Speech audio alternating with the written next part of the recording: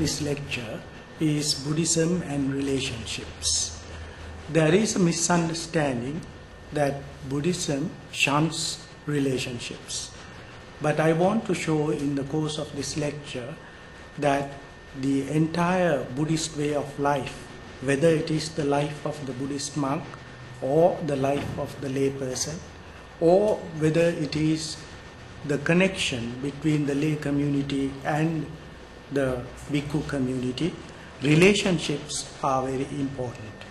The holy life that is recommended in Buddhism is said to be based solely on wholesome relationships. In the course of this lecture, attention will be paid to the concept of truth as well, because our search for truth affects relationships. When talking about relationships, there are some statements in the Dhamma that might give the impression that the Buddha recommended a kind of solitary life withdrawn from social concerns, that his teaching recommended salvation of the individual by withdrawal from all social relationships. One is advised to strive on one's own to lead a solitary life.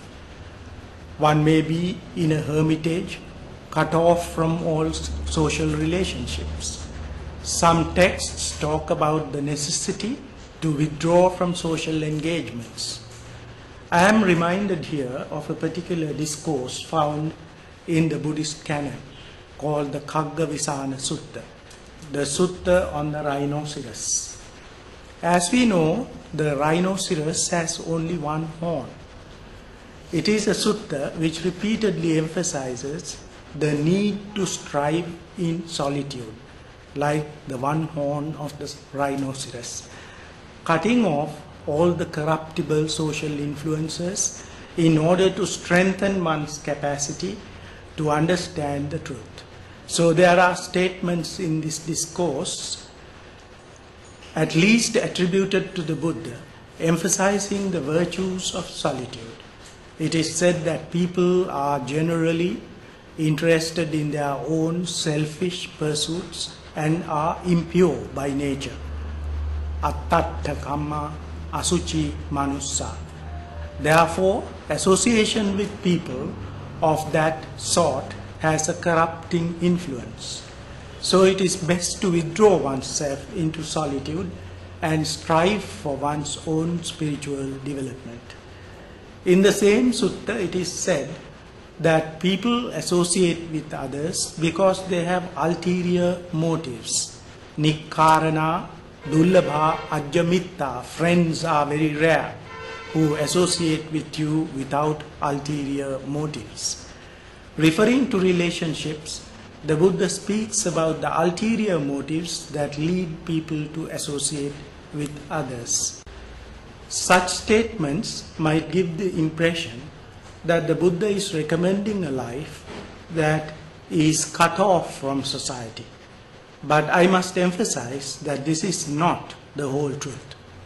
If we take statements of this sort out of context and interpret them, these statements as recommending a very solitary life which is cut off from society bent on individual salvation, we are making a mistake.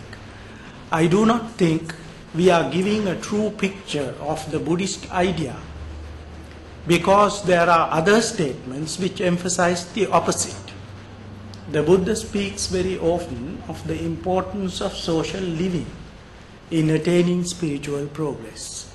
He speaks of the importance of living together in harmony with others, deriving mutual benefit from the spiritual and moral gains of others. The Buddha at one point says that this whole higher life, the holy life, is based on good friendship, kalyana mittata. That is the ground or the basis on which the holy life produces fruits. This shows that although for practical purposes he wants people to strive on their own without being corrupted by the influences of others, he emphasizes the need to associate with others in order to derive benefit from wholesome association. In the Mahamangala Sutta, where he talks about auspicious things, he says it is auspicious to associate with wise people and to give up association with fools that can mislead you. He recommends non-association with deluded ones. The association with wise people is considered extremely beneficial. It is in recognition of this that the Buddha established what is known as the community called the Sangha. It was a society formed in order to pursue with great facility the higher moral ideals. He found that the household life, which is another social institution, is not the ideal one for the pursuit of the higher ideals that he recommended.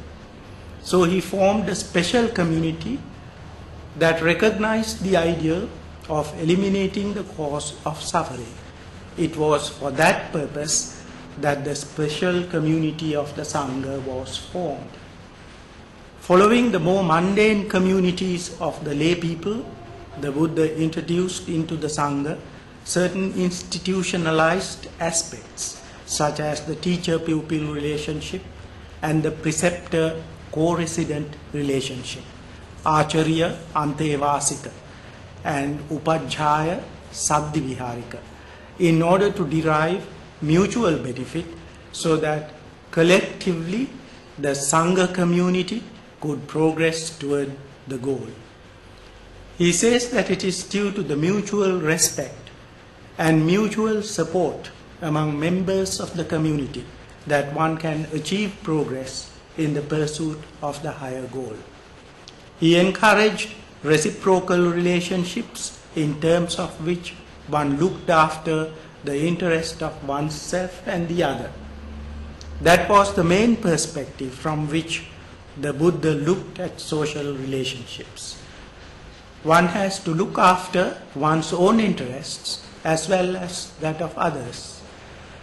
There should be mutual support for the achievement of common goals. That was the basis on which the Bhikkhu community was formed.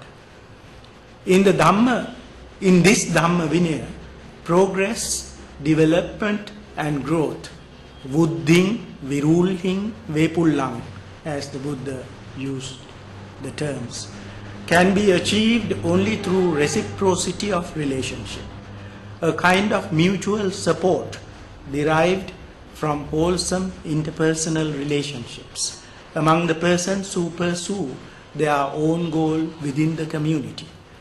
So whether it is the lay life or the life of the higher seekers of spiritual well-being, it was necessary to establish wholesome relationships.